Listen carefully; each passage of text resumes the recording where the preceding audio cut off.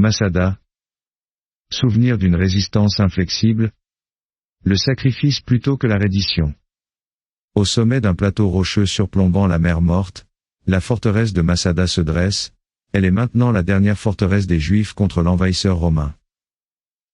À l'intérieur de la forteresse, la vie semble poursuivre son cours malgré l'ombre de la guerre. Des enfants courent entre les tentes, pendant que leurs parents, à la fois guerriers et protecteurs, préparent des repas et discutent stratégie. La communauté vibre d'un mélange de vie quotidienne et de préparation militaire, un contraste frappant avec l'aridité extérieure. L'atmosphère se tend lorsque l'on voit les défenseurs renforcer les murs et les portes, aiguiser les armes et stocker des provisions. Chaque pierre posée et chaque lance polie sont des déclarations de leur détermination à résister. Au loin, la menace se concrétise.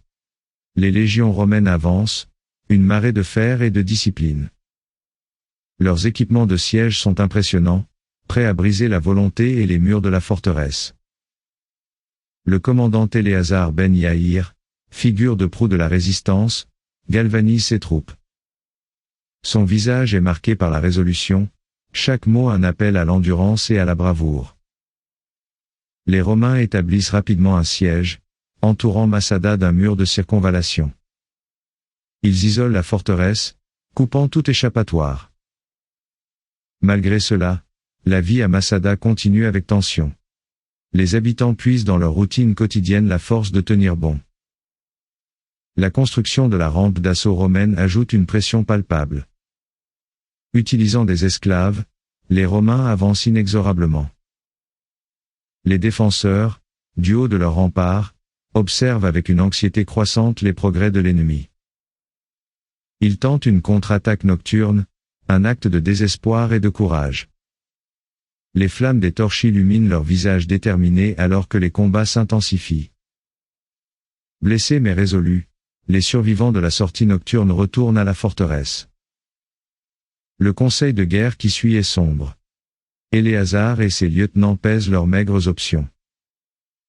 Pendant ce temps, les Romains achèvent leur rampe, se préparant à l'assaut final. Dans un discours passionné, Éléazar exhorte ses partisans à choisir une mort libre plutôt que la servitude. Les familles se préparent au pire, échangeant des adieux déchirants. Les hommes préparent leurs armes pour l'ultime sacrifice. Lorsque les Romains brisent enfin les portes, ils découvrent non pas des défenseurs prêts au combat, mais le silence de la mort. Les corps des habitants de Masada gisent ensemble, ayant choisi la mort sur leurs propres termes plutôt que la défaite. La forteresse, désormais vide, offre un panorama solennel sur les montagnes environnantes. Le calme est poignant, un témoignage muet de la résistance et du sacrifice. Des siècles plus tard, des visiteurs du monde entier viennent rendre hommage à ce lieu. Masada reste un symbole puissant de courage et de sacrifice.